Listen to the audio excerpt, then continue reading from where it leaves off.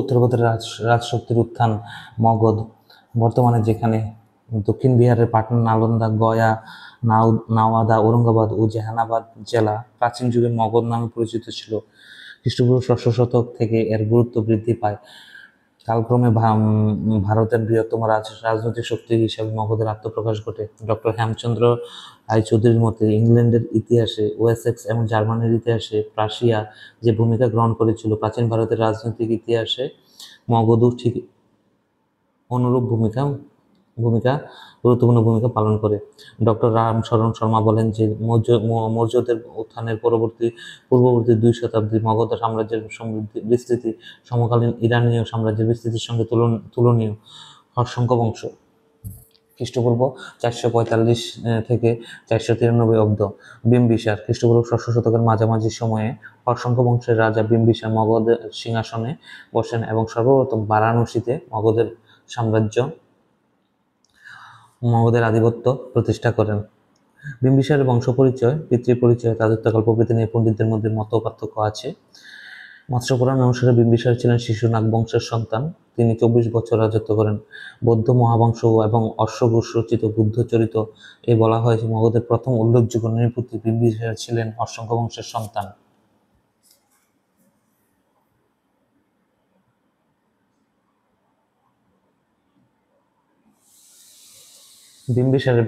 বিম্বিসারের পিতার প্রকৃত নাম নিয়ে মতপার্থক্য রয়েছে। বিভিন্ন প্রাচীন গ্রন্থে বিভিন্ন তথ্য পরিবেশিত হয়েছে।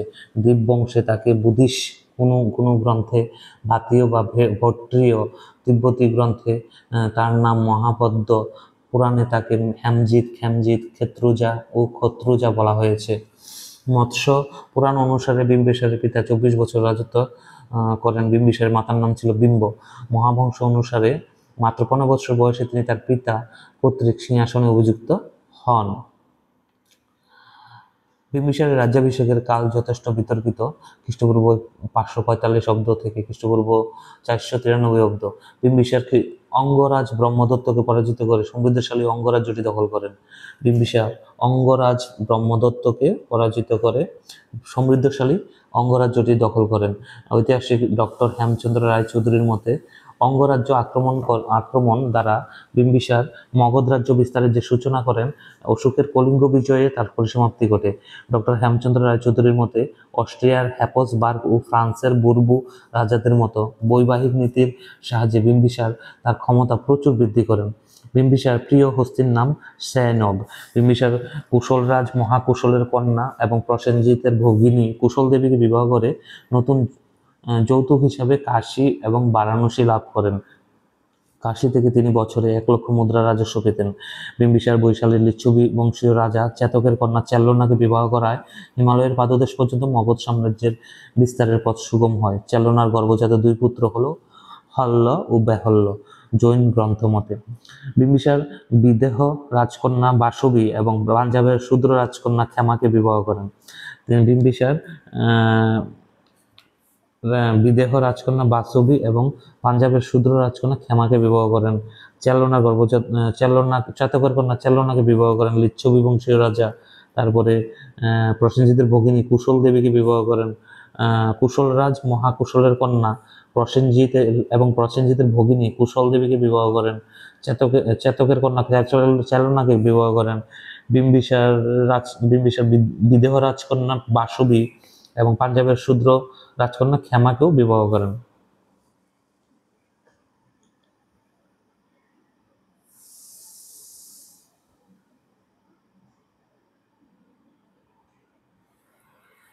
দূরবর্তী রাজন্যবর্গ ক্ষেত্রে তিনি বন্ধুত্বপূর্ণ সম্পর্ক গড়ে তোলেন। গান্ধার রাজ পক্ষুসাথী তার নিকট দূত পাঠান। বিম্বিসারের নিকট দূত পাঠান। অবন্তীরাজ প্রদ্যুৎ পাণ্ডুরোগে আক্রান্ত হলে চিকিৎসার জন্য বিম্বিসার রাজবৈদ্য জীবককে পাঠান। অবন্তীরাজ প্রদ্যুৎ পাণ্ডুরোগে আক্রান্ত হলে চিকিৎসার জন্য বিম্বিসার রাজবৈদ্য জীবককে পাঠান। বরুর রাজ্যের রাজা রুদ্রায়ণের সঙ্গেও তার সখ্যতা ছিল, ফ্রেন্ডশিপ ছিল। গিরিব্রজের নিকট রাজগৃহ ছিল বিম্বিসারের রাজ্যের রাজধানী।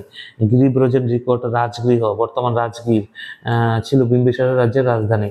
হিউয়েন সাং এর বৃত্তান্ত থেকে জানা যায় যে অগ্নিকাণ্ডে রাজধানী ভস্মীত হলে বিম্বিসার রাজধানীকে নতুন করে নির্মাণ করেন। এ প্রসঙ্গে ফাহিয়ান বলেন, তার পুত্র অজাতশত্রু রাজগৃহকে মহাগোবিন্দ নামক দক্ষ স্থপতিকারের সাহায্যে পুনর্নির্মিত করেন। বিম্বিসারের রাজ্যের আয়তন ছিল 300 লিগ। 1 লিগ সমান 3.5 মাইল। 1 লিগ সমান 3.5 মাইল। তার সাম্রাজ্যের প্রায় 80,000টি সমৃদ্ধ গ্রাম ছিল। 80,000টি সমৃদ্ধ গ্রাম ছিল। ঐতিহাসিক রুমিলা থাপারের মতে ভারতীয় রাজন্যবর্গের মধ্যে বিম্বিসারের প্রথম দক্ষ শাসন ব্যবস্থার গুরুত্ব উপলব্ধি করেন। বিম্বিসারের উচ্চপদস্থ কর্মচারীরা 3 ভাগে বিভক্ত ছিল: সর্বার্থক বা সাধারণ বিভাগের ভারপ্রাপ্ত কর্মচারী, বহরিক বা বিচার বিভাগের কর্মচারী এবং সেনানায়ক বা সেনা বিভাগের উচ্চপদস্থ কর্মচারী। বিম্বিসার বৌদ্ধ ও জৈন ধর্মের প্রতি শ্রদ্ধাশীল ছিলেন। 2 ধর্মগ্রন্থী মহাবীর বুদ্ধদেবের সঙ্গে তার সাক্ষাতের বিবরণ প্রকাশিত হয়েছে। বিম্বিসার মহাবীর বুদ্ধদেবের সঙ্গে সাক্ষাৎ করেছেন। বিম্বিসার বৌদ্ধ ধর্ম গ্রহণ করেন এবং বৌদ্ধ সংঘকে করণ্ড বেনুবন নামক উদ্যানটি দান করেন। বিম্বিসার বৌদ্ধ ধর্ম গ্রহণ করেন এবং বৌদ্ধ সংঘকে করণ্ডক বেনুবন নামক উদ্যানটি দান করেন। নিজ চিকিৎসক জীবকের উপর বুদ্ধদেবের চিকিৎসার দায়িত্ব অর্পণ করেন। বিম্বিসারের শেষ জীবন সুখকর ছিল না। প্রচলিত মতে পুত্র অজাতশত্রু কর্তৃক বিম্বিসার নিহত হন। বৌদ্ধ গ্রন্থ দীর্ঘনিকায়ের তথ্যানুসারে 493 খ্রিস্টপূর্বাব্দে দেবদত্তের কুপরামর্শে অজাতশত্রু পিতাকে হত্যা করেন। 493 খ্রিস্টপূর্বাব্দে দেবদত্তের কুপরামর্শে অজাতশত্রু বিম্বিসারকে হত্যা করেন। তারপর জৈন গ্রন্থ অনুযায়ী বিম্বিসার নিজেই অজাতশত্রুর আগমনের সংবাদে ভীত হয়ে বিষ পানে মৃত্যুবরণ করেন। জৈন গ্রন্থ অনুযায়ী বিম্বিসার নিজেই অজাতশত্রুর আগমনের সংবাদে ভীত হয়ে বিষ পানে মৃত্যুবরণ করেন। এর ফলে শোকাহত মহিষী কুশল দেবীরও মৃত্যু ঘটে আনুমানিক 492 খ্রিস্টপূর্বাব্দে। বিম্বিসারের উপাধি ছিল শ্রেণিক, মতান্তরে শ্রেণীয়। বিম্বিসারের উপাধি ছিল শ্রেণিক, মতান্তরে শ্রেণীয়। বিম্বিসারের উপাধি কি ছিল? শ্রেণিক, মতান্তরে শ্রেণীয়। অনেকের মধ্যে তিনি সেনাপতি বা সেনাবাহিনীর সংগঠক রূপে এই উপাধি প্রাপ্ত হন। আবার অনেকে এক্ষেত্রে শ্রেণিক বলতে গিল্ড বা বণিক সংগঠক ও বণিকদের পৃষ্ঠপোষক রূপে এই উপাধি ধারণ করেন বলে মত পোষণ করেন। পরবর্তীতে হচ্ছে অজাতশত্রু।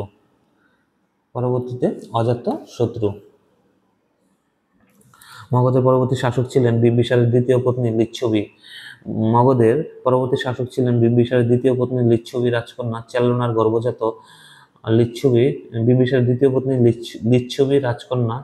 গর্ভজাত পুত্র অজাতশত্রু। এক্ষেত্রে অনেক প্রাচীন গ্রন্থে কুশল দেবী বা ক্ষেমাকে অজাতশত্রুর মাতা বলে উল্লেখ করেছেন। সিংহাসনে আরোহণের পূর্বে অজাতশত্রু ছিলেন চম্পার শাসক। তিনি 493 বা 491 খ্রিস্টপূর্বাব্দে মগধের সিংহাসনে বসেন। অজাতশত্রুর উপাধি ছিল কুনিক। অজাতশত্রুর উপাধি কি ছিল? কুনিক। অজাতশত্রুর মন্ত্রীরা ছিলেন কূট, বুদ্ধিপরায়ণ, বৎসাকর ও সুনিধ। কুশল মগধ যুদ্ধে কুশলরাজ প্রসেনজিৎ প্রথমে পরাস্ত হয়ে শ্রাবস্তিতে আশ্রয় নেন। পরে যুদ্ধের গতি পরিবর্তিত হলে অজাতশত্রুই প্রসেনজিতের কুশল মগধ যুদ্ধে কুশলরাজ প্রসেনজিৎ প্রথমে পরাস্ত হয়ে শ্রাবস্তিতে আশ্রয় নেয়। পরে যুদ্ধের গতি পরিবর্তিত হলে অজাতশত্রুই প্রসেনজিতের হাতে বন্দী হন এবং শেষ পর্যন্ত উভয়ের মধ্যে একটি শান্তি চুক্তি স্বাক্ষরিত হয়। এর ফলশ্রুতিতে প্রসেনজিৎ তার কন্যা ভজিরা কুমারীর সঙ্গে অজাতশত্রুর বিবাহ দেন। কাশীগ্রাম যৌতুক হিসেবে ফিরিয়ে দেন। প্রসেনজিতের মৃত্যুর পর বীরুর কুশলের রাজা হন।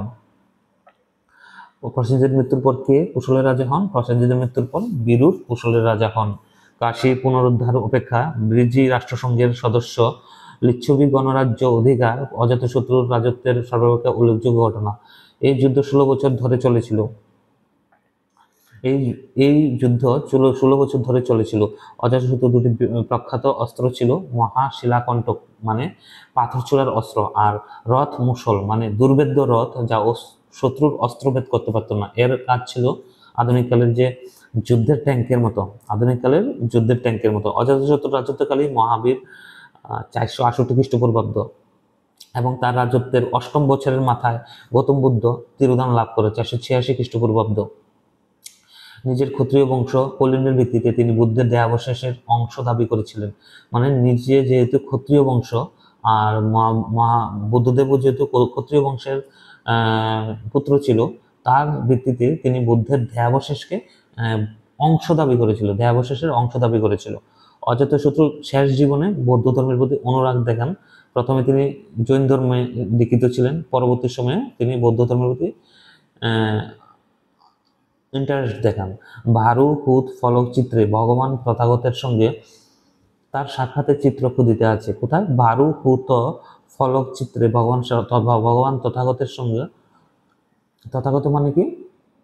তথাগত মানে হচ্ছে মহাবীর, সঙ্গে তার সাক্ষাৎকারের চিত্র খোদিত আছে। তিনি রাজগৃহের চারিদিকে কয়েকটি ধাতু নির্মিত, তথাগত মানে মহাবীর, চিত্রিত আছে। তিনি রাজগৃহের চারিদিকে কয়েকটি ধাতু নির্মিত চিত্র স্থাপন করেন। অজাতশত্রুর আমলেই স্থবির মহাকাশ্যপের সভাপতিত্বে 483 খ্রিস্টপূর্বাব্দে রাজগৃহে প্রথম বৌদ্ধ সঙ্গীতটি অনুষ্ঠিত হয়। অজাতশত্রু জৈন ধর্মের প্রতি শ্রদ্ধাশীল ছিলেন। মহাবীরের সঙ্গে তার একাধিকবার সাক্ষাৎ ও কথাবার্তা হয়। অজাতশত্রু জৈন ধর্মের প্রতিও শ্রদ্ধাশীল ছিলেন। মহাবীরের সঙ্গে তার একাধিকবার সাক্ষাৎ বা কথাবার্তা হয়।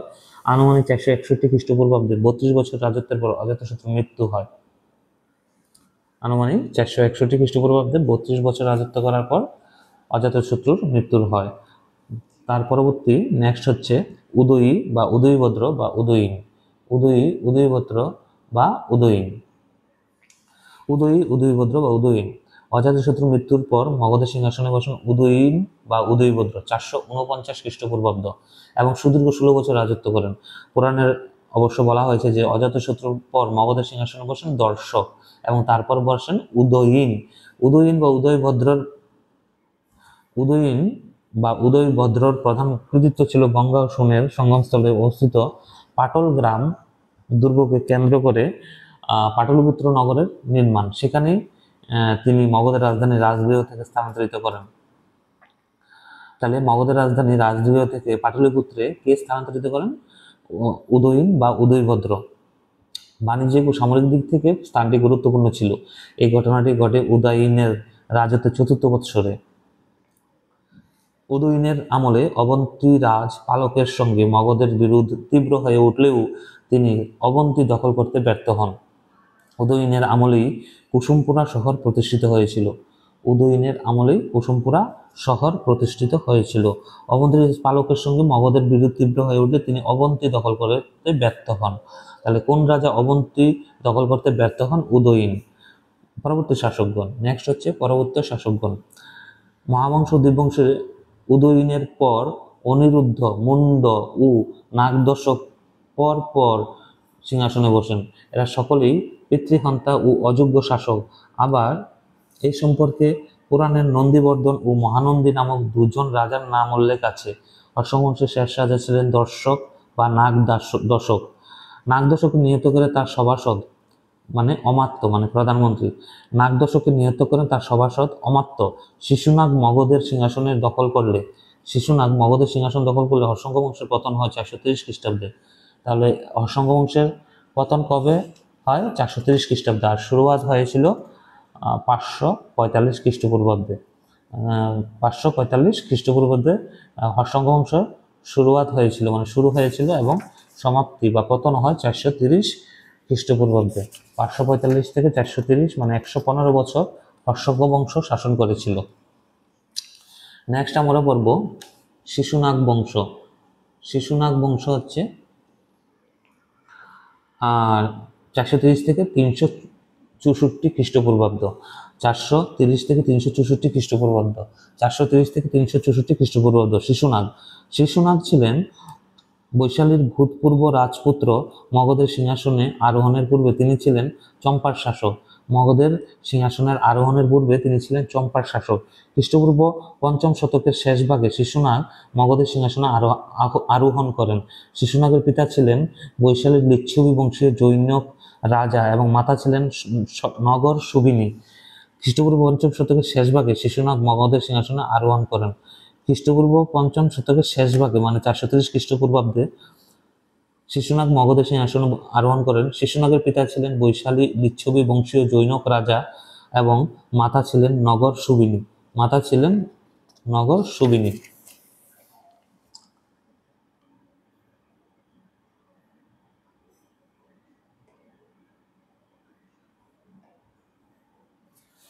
শিশুনাগ মগধের রাজধানী পাটলিপুত্র থেকে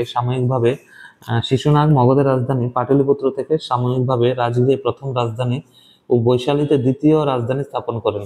তাহলে শিশুনাগ মগধের রাজধানী পাটলিপুত্র থেকে আবার সাময়িকভাবে সাময়িকভাবে মানে কিছুদিনের জন্য রাজগৃহে প্রথম রাজধানী এবং বৈশালীতে আবার দ্বিতীয় রাজধানী স্থাপন করেন এবং পরে স্থায়ীভাবে বৈশালীতে রাজধানী স্থানান্তর করেন। এর কারণ বৈশালী ছিল তার পৈতৃক বাসভূমি। বৈশালীটা ছিল শিশুনাগের পৈতৃক বাসভূমি। শিশুনাগের অন্যতম প্রধান কীর্তি হলো গৃহযুদ্ধে ক্ষতবিক্ষত অবন্তী রাজ্য অধিকার। প্রধান কীর্তি কি ছিল? গৃহযুদ্ধে ক্ষতবিক্ষত অবন্তী রাজ্য অধিকার। সেই সময় অবন্তীর শাসক ছিলেন অবন্তীবর্ধন, আর তিনি এই অবন্তীবর্ধনকে পরাজিত করে অবন্তী রাজ্য অধিকার করে। বৎস ও কুশল রাজ্য দুটিও এই সময়ে মগধের অধিকারে এসেছিল। কালাশোক, কাকবর্ণিন। এখন পড়ব কালাশোক বা কাকবর্ণিন। শিশুনাগের পর সিংহাসনের বসেন তার পুত্র কালাশোক বা কাকবর্ণিন। এ পুরাণে একই কাকবর্ণ বলে উল্লেখ করা হয়েছে। দীপবংশ মহাবংশে কালাশোক বলা হয়েছে। পুরাণে তাকে কাকবর্ণ বলে উল্লেখ করা হয়েছে। ইনি মগধের রাজধানী বৈশালী থেকে পুনরায় স্থায়ীভাবে পাটলিপুত্রে স্থানান্তরিত করেন। মানে শিশুনাগ পাটলিপুত্র থেকে রাজগৃহ থেকে বৈশালীতে স্থায়ীভাবে রাজধানী স্থানান্তর করছে। আবার কালাশোক বা কাকবর্ণিন বৈশালী থেকে আবার পুনরায় পাটলিপুত্রে স্থানান্তরিত করেন। কালাশোকের আমলে মহাস্থবিরের পৌরোহিত্যে বৈশালীতে দ্বিতীয় বৌদ্ধ সঙ্গীতি অনুষ্ঠিত হয়েছিল। কালাশোকের আমলে মহাস্থবির পৌরোহিত্যে বৈশালীতে দ্বিতীয় বৌদ্ধ সঙ্গীতি হয়েছিল। কালাশোকের আমলে মহাস্থবির বসের পৌরোহিত্যে মানে সভাপতিত্বে বৈশালীতে দ্বিতীয় বৌদ্ধ সঙ্গীতি অনুষ্ঠিত হয়েছিল কালাশোকের আমলে। বাণভট্টের হর্ষচরিত ও গ্রিক লেখক কুইন্টাস কার্টিয়াসের রচনা থেকে জানা যায় যে জৈনিক শূদ্র কালাশোকের রানীর প্রেমিক ছিলেন। তিনি রানীর সহায়তায় কালাশোক এবং তার 10 পুত্রকে নিহত করে মগধের সিংহাসন অধিকার করেন। এই শূদ্রই ছিল মগধের নন্দবংশের প্রতিষ্ঠাতা। বাণভট্টের হর্ষচরিত গ্রিক লেখক কুইন্টাস কার্টিয়াসের রচনা থেকে জানা যায় যে জৈনক শূদ্র কালাশোকের রানীর প্রেমিক ছিলেন। তিনি রানীর সহায়তায় কালাশোক ও তার 10 পুত্রকে নিহত করার পরে মগধের সিংহাসন অধিকার করেন। এই শূদ্রই ছিলেন মগধে নন্দবংশের প্রতিষ্ঠাতা মহাপদ্মনন্দ। এই শূদ্রই ছিল মগধের নন্দবংশের প্রতিষ্ঠাতা মহাপদ্মনন্দ। 363 খ্রিস্টপূর্বাব্দে, আনুমানিক 363 খ্রিস্টপূর্বাব্দে শিশুনাগ বংশের পতন ঘটে। কালাশোককে কে হত্যা করছে? শূদ্রকই ছিলেন মহাপদ্মনন্দ 364 খ্রিস্টপূর্বাব্দে এবং আনুমানিক 364 খ্রিস্টপূর্বাব্দে শিশুনাগ রাজবংশের পতন ঘটে।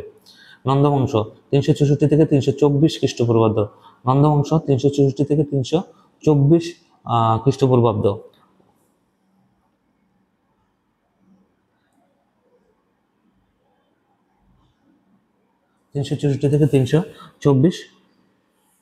খ্রিস্টপূর্বাব্দ।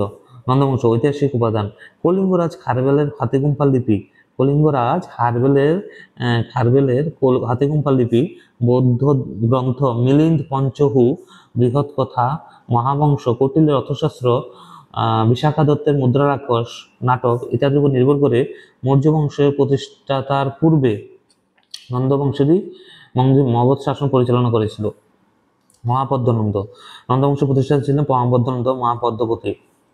যদিও বৌদ্ধ গ্রন্থ বোধিবংশতে নন্দবংশ প্রতিষ্ঠাতা হিসেবে উগ্রসেন নামটি পাওয়া যায়। কোথায়? বৌদ্ধ গ্রন্থ বোধিবংশতে নন্দবংশ প্রতিষ্ঠাতা হিসেবে উগ্রসেনের নামটি পাওয়া যায়। সম্ভবত বিশাল দলের অধিপতি হওয়ার কারণে মহাপদ্মকে উগ্রসেন নামে অভিহিত করা হয়েছে।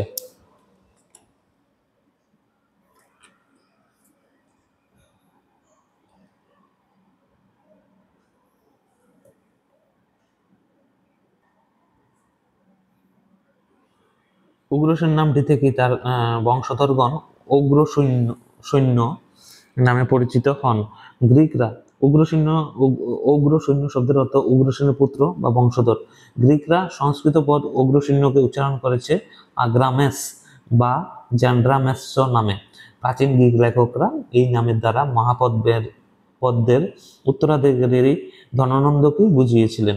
মহাপদ্মানন্দকে সর্বক্ষত্রিয় ছেত্রা মহাপদ্মানন্দকে সর্বক্ষত্রিয় ছেত্রা অর্থাৎ সকল ক্ষত্রিয় রাজার উৎখাতকারী বলে আখ্যা দেওয়া হয়েছে। মহাপদ্মানন্দকে এক রাট বা এক ছত্র সম্রাট, সর্বক্ষত্রান্তক, সর্বক্ষত্রিয় ছেতা, দ্বিতীয় পরশুরাম বলা হয়েছে। মানে মহাপদ্মানন্দকে এক রাট বা এক ছত্র সম্রাট, সর্বক্ষত্রান্তক, সর্বক্ষত্রিয় ছেত্তা এবং দ্বিতীয় পরশুরাম বলা হয়েছে।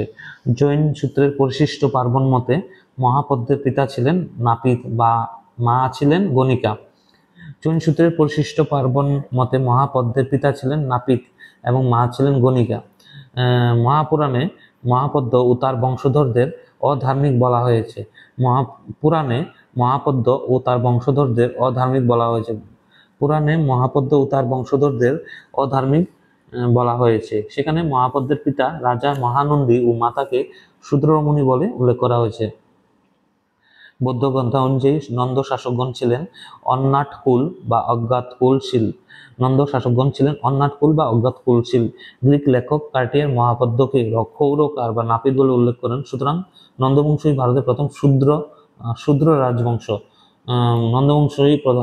শূদ্র রাজবংশ। আবশ্যক সূত্রে মহাপদ্মকে নাপিত দাস বা নাপিতের ভৃত্য বলা হয়েছে। আবশ্যক সূত্রে মহাপদ্ম এক বিরাট অঞ্চলের অধীশ্বর ছিলেন। পুরাণের মতে মহাপদ্ম যে ক্ষত্রিয় রাজবংশগুলি উচ্ছেদ করেন সেগুলি হলো কৌশলের ঐক্ষ্বাকু বংশ, গঙ্গা যমুনা দোয়াব অঞ্চলের পাঞ্চাল রাজা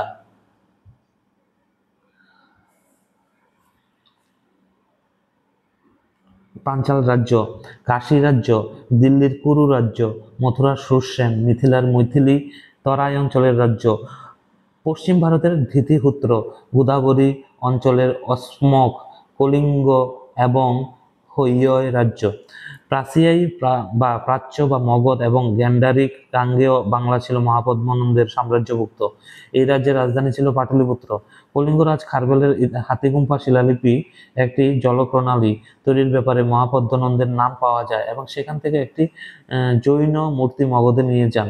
গ্রিক ঐতিহাসিক কুইন্টাস কার্টিয়াসের মতে পাঞ্জাবের বিপাশা নদীর পূর্বভাগ থেকে গোদাবরী পর্যন্ত মহাপদ্মানন্দের রাজ্য বিস্তৃত ছিল।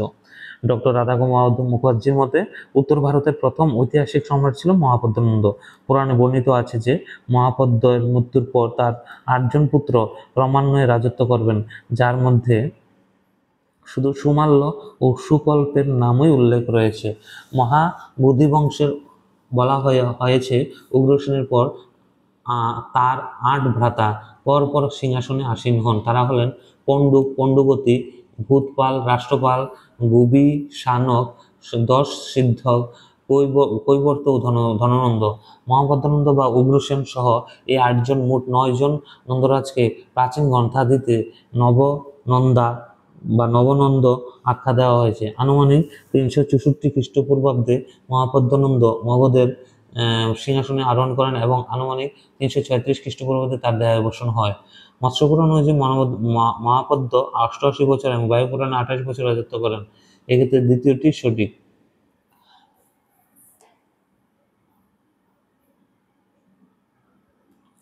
এখন ধনানন্দ। মহাপদ্মের উত্তরাধিকারীদের মধ্যে শেষাক্ত জনের সম্পর্কে কিছু তথ্য মেলে। মহাপদ্মের উত্তরাধিকারীদের মধ্যে শেষাক্ত জনের সম্পর্কে কিছু তথ্য মেলে। শেষ রাজা ধনানন্দ ছিলেন গ্রিক বীর আলেকজান্ডারের সমসাময়িক। গ্রিকরা তাকে আগ্রামেস, জ্যান্ড্রামেস নাম দেন। ধনানন্দের রাজত্বকালে গ্রিক বীর আলেকজান্ডার ভারতবর্ষ আক্রমণ করেন। গ্রিক লেখকের মতে গঙ্গারিডি অর্থাৎ গঙ্গাহুদরিদি ও প্রাচী ছিল ধনানন্দের সাম্রাজ্যভুক্ত। গঙ্গারিদি বলতে বাংলা অর্থাৎ গঙ্গার বদ্বীপ অঞ্চল এবং প্রাচী বলতে মগধ বা বিহার, বিদেহ, কাশী, কুশল, পাঞ্চাল, সুরসেন বোঝায়। গ্রিক লেখকরা ধননন্দের বিরাট সামরিক শক্তির উল্লেখ করেছেন। 20,000 অশ্বারোহী, 2,00,000 পদাতিক, 2,004 ঘোড়া টানা রথ, 3,000 রণহস্তি নিয়ে তার সেনাদল গঠিত ছিল। ডায়োডেরাস ও প্লুটার্ক একই তথ্য পরিবেশন করলেও রণহস্তির সংখ্যা যথাক্রমে 4 এবং 6,000 ছিল বলেছেন। বিরাট সৈন্যদলের ব্যয় নির্বাহের জন্য ধননন্দ প্রজাদের উপর কর বৃদ্ধি করেন। এজন্য তিনি অর্থলিপ্সু ও অত্যাচারী বলে নিন্দিত হন। তিনি নিজ বংশজাত বলে ঘৃণিত হতেন। ক্ষত্রিয় রাজা চন্দ্রগুপ্ত মৌর্য ব্রাহ্মণ মন্ত্রী কৌটিল্যের সাহায্য নিয়ে শেষ নন্দরাজা ধননন্দকে সিংহাসনচ্যুত করে মগধের সিংহাসনে মৌর্য বংশ প্রতিষ্ঠা করেন। সম্ভবত 324 খ্রিস্টপূর্বাব্দে বা তার কিছু পরে নন্দরাজত্বের অবসান ঘটে। নন্দরাজারা শিক্ষা সংস্কৃতির পৃষ্ঠপোষক ছিলেন। পাটলিপুত্র ছিল সংস্কৃতির অন্যতম শ্রেষ্ঠ কেন্দ্র। নন্দরাজারা শিক্ষা সংস্কৃতির পৃষ্ঠপোষক ছিলেন। পাটলিপুত্র ছিল সেই সংস্কৃতির অন্যতম শিক্ষা কেন্দ্র। এই যুগের বিখ্যাত পণ্ডিতদের মধ্যে বর্ষ, উপবর্ষ, পাণিনি, কাত্যায়ন, বররুচি প্রমুখ পণ্ডিত সাংস্কৃতিক জীবনের সঙ্গে জড়িত ছিলেন। নন্দরাজারা ভাষার ক্ষেত্রে ব্যাকরণ প্রবর্তন ও যবন লিপির পাঠোদ্ধার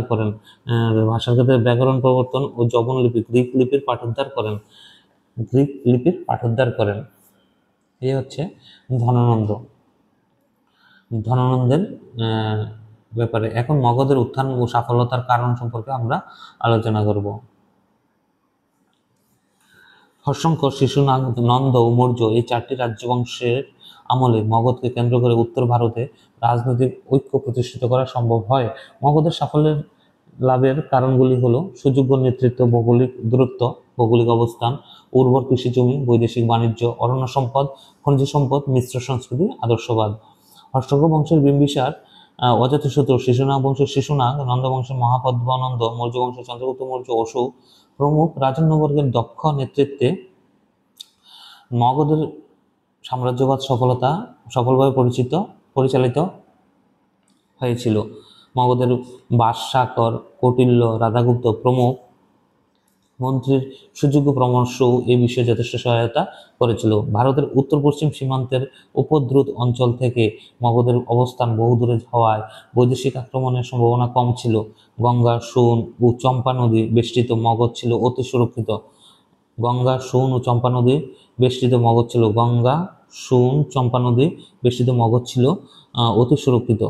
মগধের প্রথম রাজধানী রাজগৃহ 5টি পাহাড় দ্বারা বেষ্টিত হওয়ায় খুবই নিরাপদ ছিল। মগধের রাজধানী রাজগৃহ কয়টা পাহাড় দ্বারা বেষ্টিত ছিল? 5টা। বৈহার, বরাহ, বৃষভ, ঋষিগিরি, চৈত্যক দ্বারা বেষ্টিত হওয়ায় খুবই নিরাপদ ছিল। মগধের পূর্বাঞ্চলে হস্তি সংকুল ঘন অরণ্য ছিল এবং এখান থেকে হস্তি সংগ্রহ করে বিশাল রণহস্তি বাহিনী নির্মাণ করে মগধের প্রতিরক্ষা সংস্থাকে জোরদার করা হয়েছিল। গঙ্গা ছিল মগধের হৃৎপিণ্ড। মগধের জমিতে 2বার ফসল ফলত, প্রচুর রাজস্ব আদায় হতো, সৈন্যদের ভরণ পোষণের সুবিধা ও রাজকোষের আর্থিক সমৃদ্ধি ঘটেছিল। নদীর উপর একছত্র আধিপত্যের ফলে প্রতিবেশী রাজ্যগুলোকে নিয়ন্ত্রণ রাখা মগধের পক্ষে সহজতর হয়েছিল এবং এই নদীর মাধ্যমে মগধের বৈদেশিক বাণিজ্য চলত। এখন খনিজ সম্পদে পূর্ণ তামা ও সোনার খনিগুলির মধ্যে মগধ ছিল আর্থিক সমৃদ্ধ সামরিক শক্তির প্রধান সহায়ক। কৌটিল্যের মতে মগধের লৌহ খনিগুলি ছিল তার সামরিক শক্তির গর্ভগৃহ। মগধের সীমানার একদিকে আর্য, অন্যদিকে অনার্য সংস্কৃতির অবস্থান থাকায় এখানে এক মিশ্র সংস্কৃতি গড়ে ওঠে, যা মগধের অগ্রগতিকে সহজ করেছিল।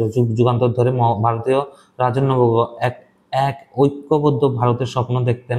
মগধের রাজন্যবর্গও এই আদর্শে অনুপ্রাণিত ছিলেন। চন্দ্রগুপ্ত মৌর্য ও অশোকের আমলে এই আদর্শ পূর্ণতা পায়। ঐতিহাসিক ডক্টর হেমচন্দ্র রায়চৌধুরী বলেছেন, সূর্যকে কেন্দ্র করে যেভাবে গ্রহগুলি আবর্তিত হচ্ছে, সেভাবে খ্রিস্টপূর্ব 6শ শতকে মগধকে কেন্দ্র করে মহাজনপদগুলো আবর্তিত ঐক্যবদ্ধ হয়েছিল। এখন পড়ব খ্রিস্টপূর্ব 6শ শতকে ভারতে বৈদেশিক আক্রমণ। ভারতে পারস্যিক অভিযান। ভারতে আর্য পরবর্তী বৈদেশিক আক্রমণ বলতে পারসিক আক্রমণকে চিহ্নিত করা যায়। ইরানের প্রাচীন কাহিনী থেকে জ্ঞাত হয় যে ইখামনিস নামক জৈনিক আর্যবীর এই রাজ্য প্রতিষ্ঠা করেন, তবে প্রকৃত এরূপ কোনো রাজার অস্তিত্ব সম্পর্কে ঐতিহাসিকগণ সন্দেহ পোষণ করেন। খ্রিস্টপূর্ব ষষ্ঠ শতকের প্রারম্ভে পুরুষের প্রতি প্রপিতামহ চৈশ নামে এক বাগ্যান্বেষী পারসিক সম্ভবত এই রাজ্যটি প্রতিষ্ঠা করেন। মানে ইরানের প্রাচীন কাহিনী থেকে জ্ঞাত হয় যে হখামনিস নামক জৈনিক আর্যবীর এই রাজ্য প্রতিষ্ঠা করেন, মানে ইরান রাজ্য। তবে প্রকৃত এরূপ কোন রাজার অস্তিত্ব সম্পর্কে ঐতিহাসিকগণ সন্দেহ পোষণ করেন। খ্রিস্টপূর্ব ষষ্ঠ শতকের প্রারম্ভে পুরুষের প্রপিতামহ চৈশ নামক এক ভাগ্যান্বেষী পারসিক সম্ভবত এই রাজ্যটি প্রতিষ্ঠা করেন।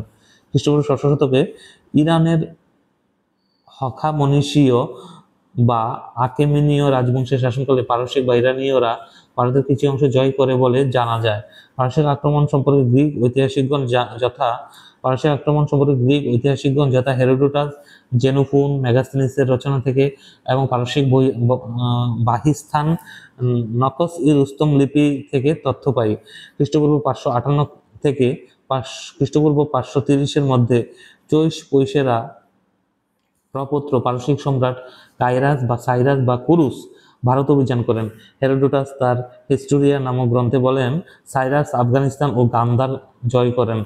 530 খ্রিস্টাব্দ কাইরাস বা কুরুসের মৃত্যুর পর জ্যেষ্ঠ পুত্র ক্যাম্বাইসেস পিতার সিংহাসনে আরোহণ করেন।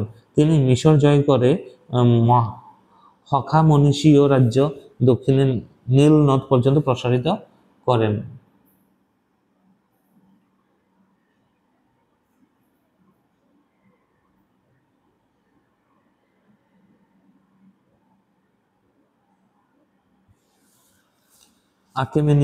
আকেমনীয়রা বংশের তৃতীয় সম্রাট প্রথম বৌগ বা দরায়ুস তৃতীয় সম্রাট আকেমেনীয় বংশের তৃতীয় সম্রাট দরায়ুস নিশ্চিতভাবে গান্ধার পশ্চিম পাঞ্জাব অঞ্চল জয় করেন। তিনি ক্যাম্বাইসাসের জ্ঞাতি ভাই ছিলেন। নাকশ-ই-রুস্তম লিপি ও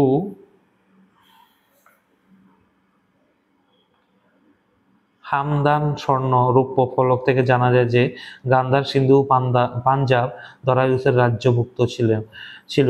তার রাজধানী সুসার কাঠের প্রাসাদ তৈরি করতে গান্ধার থেকে সেগুন কাঠ আনেন।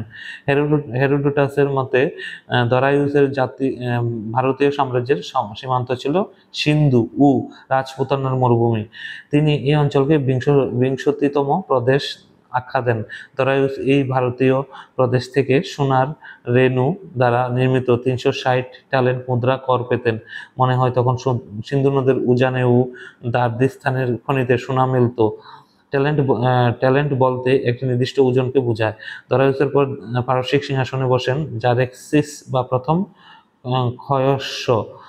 শেষ আর্মেনীয় সম্রাট তৃতীয় দরায়ুসের সঙ্গে মেসিডোনীয় বীর আলেকজান্ডারের গৌগামেলা ও আরবেলার যুদ্ধে পারসিকদের পক্ষে কিছু ভারতীয় সেনা যুদ্ধ করে বলে জানা যায়। গ্রিক বীর আলেকজান্ডারের আক্রমণে তৃতীয় দরায়ুসের পরাজয় ঘটলে ভারত পারসিক আধিপত্যের বিলুপ্তি ঘটে। এখন ভারতে পারসিক অভিযানের ফল। পারসিক আক্রমণের ফলেই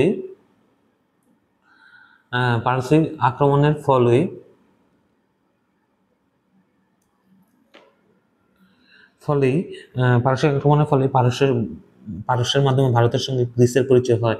মৌর্য রাজসভায় কয়েকটি আচার অনুষ্ঠান, রাজাদের কেশচর্চা, প্রাসাদে নারীরক্ষী বাহিনী নিয়োগ, প্রাসাদে পূর্তাগ্নি প্রজ্বলিত রাখা প্রচলিত ছিল। চন্দ্রগুপ্ত মৌর্যের পাটলিপুত্রের কাষ্ঠনির্মিত প্রাসাদ পারস্যের পার্সি পুলিশ প্রাসাদের অনুকরণ বলে স্পুনার মনে করেন। চন্দ্রগুপ্ত মৌর্য অশোকের প্রশাসনের কেন্দ্রীকরণ নীতিতে পারসিক প্রভাব স্পষ্ট ছিল। ভারতের পৌরাণিক স্থপতি ময়দানব হলেন পারস্যের অসুর বামারা। পারসিক সম্রাটরা ভারতের অধিকৃত অঞ্চলে আরামীয় লিপি চালু করেন। মৌর্য যুগের খরষ্টি লিপি এই আরামীয় লিপি থেকে উদ্ভূত হয়। পারসিক স্বর্ণমুদ্রা, দারিক ও রৌপ্য মুদ্রা, সেকেলের অনুকরণ মৌর্য মুদ্রা তৈরি হয়। প্রাচীন ভারতীয় মুদ্রা কার্যাপনের নামকরণ ও তৈলরীতির উপরে কেউ কেউ পারসিক প্রভাব লক্ষ্য করেছেন। মার্টিমার হুইলারের মতে অশোকের স্তম্ভের সিংহ মূর্তিগুলিতে উল্টো করে রাখা পদ্ধতিতে স্তম্ভের গাত্রে তার যে বাণী খোদাই করা আছে তাতে পারসিক ভাস্কর্যের প্রভাব পরিলক্ষিত হয়। অশোকের লেখতে লিপি ও নিপিষ্ট প্রভৃতি শব্দ পারসিক ভাষা থেকে গৃহীত বলে মনে করা হয়। পারসিকদের ক্ষত্র উপাধি বহু ভারতীয় নৃপতি গ্রহণ করেছিলেন। হিন্দু নামটি নিঃসন্দেহে পারসিকদের অবদান। এর প্রথম উল্লেখ আছে হকামনিসার সম্রাট প্রথম দরায়ুসের পোর্সেপোলিস লেখতে। নামটি সংস্কৃত সিন্ধুর পারসিক অপভ্রংশ। পারসিক লেখতে উল্লেখিত হিন্দু আর হিন্দু একই কথা। অশোকের স্তম্ভলিপির অনুসরণ, অসাধারণ পালিশ এবং খোদাইয়ের কাজ পারসিক ভাস্কর্যের অভাব বলে মনে করা হয়। মৌর্য শিল্পকলায় পারসিক প্রভাব স্পষ্ট। পারস্যের মেনিকেয় ধর্মমত ভারতীয় বৌদ্ধ ধর্মের প্রভাবে উদ্ভূত হয়। মহাযান বৌদ্ধ ধর্মের সঙ্গে পারস্যের জরাথুস্ট্রীয় বৌদ্ধ ধর্মতত্ত্বের কিছু যুগ ছিল। খ্রিস্টপূর্ব 336 অব্দে ফিলিপের মৃত্যু হলে তার পুত্র আলেকজান্ডার মেসিডনের সিংহাসনে আরোহণ করেন। তিনি পিতার অসমাপ্ত কর্মকে সফল করার উদ্দেশ্যে 334 খ্রিস্টপূর্বাব্দে 30,000 পদাতিক ও 4,000 অশ্বারোহী সৈন্য নিয়ে পারস্য অভিমুখে যাত্রা করেন। এই সময় আলেকজান্ডারের বয়স মাত্র ছিল 22 বছর। আলেকজান্ডারের ভারত অভিযান। এখন পড়ব আলেকজান্ডারের ভারত অভিযান। খ্রিস্টপূর্ব 4th শতকের শেষ দিকে গ্রিক বীর আলেকজান্ডার ভারত আক্রমণ করেন। তিনি ছিলেন মেসিডন রাজা ফিলিপের পুত্র। তার গৃহশিক্ষক ছিলেন এরিস্টটল। আলেকজান্ডারের নৌ সেনাপতি ছিলেন নিয়ারকাস। আলেকজান্ডারের নৌ সেনাপতি কে ছিলেন নিয়ারকাস। 327 খ্রিস্টপূর্বাব্দে 40,000 সৈন্যসহ আলেকজান্ডার হিন্দুকুশ পর্বতমালা অতিক্রম করে ভারতে প্রবেশ করেন। 326 খ্রিস্টপূর্বাব্দে আলেকজান্ডার সিন্ধু নদ অতিক্রম করে তক্ষশিলা রাজ্যে প্রবেশ করলে রাজা অম্ভি বিনা যুদ্ধে প্রচুর উপঢৌকন সহ তার কাছে আত্মসমর্পণ করে। 657টি হাতি দিয়েছে এবং 300টি ষাঁড় উপঢৌকন দেন। ডক্টর রমেশচন্দ্র মজুমদারের মতে ভারতের ইতিহাসে দেশদ্রোহিতার এটাই ছিল প্রথম উদাহরণ। উপঢৌকন রাজা অম্ভি বিনা যুদ্ধে প্রচুর উপঢৌকন সহ তার আত্মসমর্পণ করেন। রমেশচন্দ্র মজুমদারের মধ্যে ভারতের ইতিহাসে দেশদ্রোহিতার এটাই ছিল প্রথম উদাহরণ। কেবলমাত্র অম্ভি নন, পুফিউস, সঞ্জয়, অশ্বজিৎ, শশীগুপ্ত, সিসিকুটাস প্রমুখ রাজাও তাকে সাহায্যের প্রতিশ্রুতি দেন। পুষ্কলাবতী রাজ্যের রাজা অষ্টক গ্রিক বাহিনী কর্তৃক 30 দিন অবরুদ্ধ অবস্থায় যুদ্ধ করে প্রাণ ত্যাগ করেন। পুষ্কলাবতী রাজ্যের রাজা অষ্টক গ্রিক বাহিনী কর্তৃক 30 দিন অবরুদ্ধ অবস্থায় যুদ্ধ করে প্রাণ ত্যাগ করেন। অশ্বায়ন ও অশ্বকায়ন জাতি দুটি আলেকজান্ডারকে বাধা দেয়। এর ফলে মস্কাবতী ও অন্ডক নামে দুটি রাজ্য জয় করতে আলেকজান্ডারকে বেশ পরিশ্রম করতে হয়। ঝিলাম ও চন্দ্রভাগা চিনাব নদীর মধ্যবর্তী অঞ্চলের রাজা পুরুর কাছ থেকে প্রবল বাধা পান। ঝিলাম ও চন্দ্রভাগা নদীর মধ্যবর্তী অঞ্চলের রাজা পুরুর কাছ থেকে প্রবল বাধা পান। 326 খ্রিস্টপূর্বাব্দে অনুষ্ঠিত এই যুদ্ধটি হিদাসপিস বা ঝিলামের যুদ্ধ নামে পরিচিত, যা মাত্র একদিন স্থায়ী হয়েছিল। এই যুদ্ধে বিস্তৃত বিবরণ মেলে এরিয়ানের বর্ণনায়। আলেকজান্ডারের ঘোড়ার নাম বুসিফেলাস। ঘোড়ার নাম কি? বুসিফেলাস। আলেকজান্ডার বন্দিপুরুর নিকট জানতে চান তিনি কি ব্যবহার তার কাছে অত্যাশা করেন। পুরু বলেন তিনি রাজার কাছে রাজার মতোই ব্যবহার চান।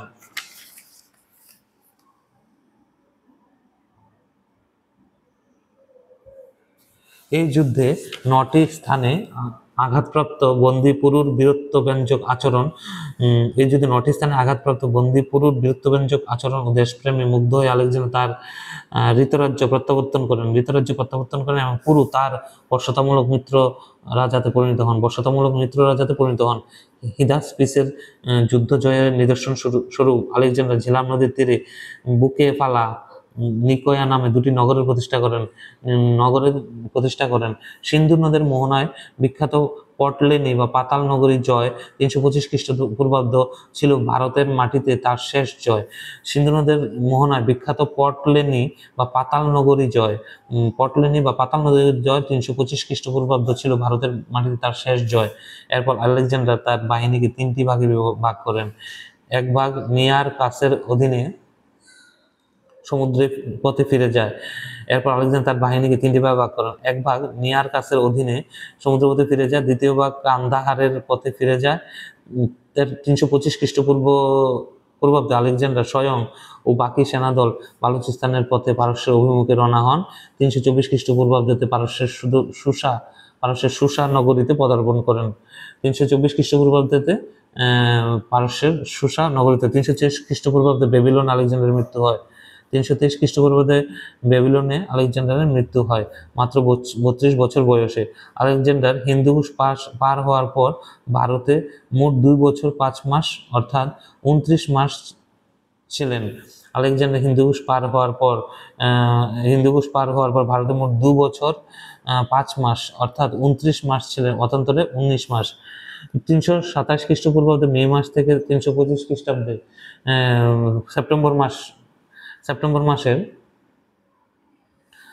সেপ্টেম্বর পর্যন্ত তিনি ভারতে ছিলেন।